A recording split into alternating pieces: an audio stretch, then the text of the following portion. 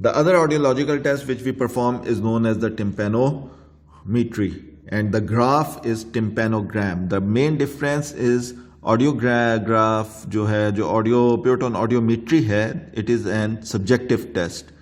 ठीक है, patient response पे डिपेंड करता है. Where is tympanometry is an objective test. ठीक है, the graph obtained is tympanogram. So this is a normal tympanogram. इसमें कुछ फीचर्स हमने मेजर करने होते हैं. ये प्रेशर है, पॉजिटिव से नेगेटिव की तरफ जाएगा.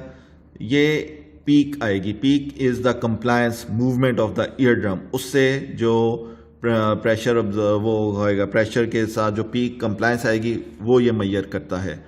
ठीक है, तो up till 1.5 centimetre cube is the cubic centimetre is the normal.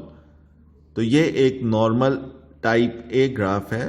ठीक है, जिसमें 0 पे पीक आ रही है, और जो प्रेशर हम नॉर्मल लेते हैं 100 + 100 से -100 तक नॉर्मल प्रेशर ही कंसिडर किया जाता है. इसके अलावा इसमें एक और चीज़ आती है which is external canal volume. External canal volume ECV, ये 1.8 तक नॉर्मल होता है. उससे ज़्यादा हो तो वो एबनॉर्मल है. ठीक है, अब जो डिफरेंट टाइप्स के बनते हैं, सबसे पहले अगर हम ले लें टाइप AS. अगर आप गौर करेंगे, पीक आ रही है but the peak is below, low level पे है. तो जो इसमें पीक आ रही है इट इज बिलो 0.5. ठीक है, 400 जो है ये इधर उससे नीचे आ रही है. So but at the normal pressure. So this is type AS. S for sclerosis, most commonly seen in otosclerosis या मेलियस हेड फिक्सेशन. ठीक है, so these are the diagnostic test. अगर कारहार्ट्स नॉच हो और AS कर्व हो तो ये diagnosis है ऑटोस्क्लेरोसिस का. इसके बाद अगर तो प्रेशर नॉर्मल है लेकिन ग्राफ आपका 1.5 से ऊपर जाके पीक आ रही है, तो ये टाइप AD कर्व है. ठीक है, D फॉर डिसलोकेशन, मतलब ऑसिकुलर डिसकंटिन्यूटी या डिसलोकेशन हो गई है. ठीक है, ट्रीटमेंट उसकी ऑसिकुलोप्लास्टी होती है अगर क्वेश्चन आए, नॉट टिम्पैनोप्लास्टी. सेकेंडली, अगर बहुत थिन टिम्पैनिक मेम्ब्रेन है, वो भी ज़्यादा हाइपर मोबाइल होगा, तब भी कंप्लायंस ज़्यादा आएगी.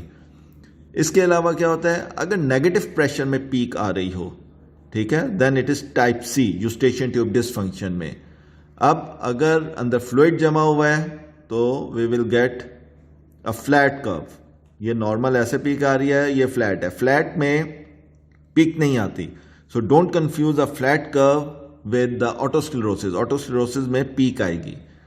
अब जो मैंने ECV आपको जिक्र किया था, फ्लैट कर्व एक और कंडीशन में भी आती है. एक तो टाइटस मीडिया विद डिफ्यूजन है, कोई फ्लूइड जमा हुआ है. सेकेंडली टाइप B या फ्लैट कर्व तब भी आएगी अगर ईयर ड्रम ही नहीं होगा. ईयर ड्रम परफोरेट होगा तब भी कोई चीज़ मूव ही नहीं करेगी कि कंप्लायंस आए. लेकिन उसमें क्या होगा, ECV ज़्यादा होगा, 2 से ज़्यादा, 2 से मोर देन 2 हो जाता है उसमें. क्यों? क्योंकि अब एक्सटर्नल ऑर्टरी कनाल का भी वॉल्यूम है और मिडल ईयर का भी वॉल्यूम है, तो वॉल्यूम ज़्यादा हो जाता है. तो हम ECV को देख के बता सकते हैं कि परफोरेशन है या it is flat due to otitis media with diffusion.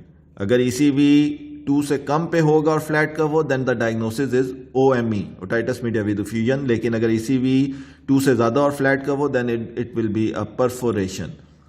ठीक है, यही टाइप C मैंने बताया जिससे ऑलरेडी है. तो ये एक सारी है. टाइप A नॉर्मल है, AS, AD, C and B.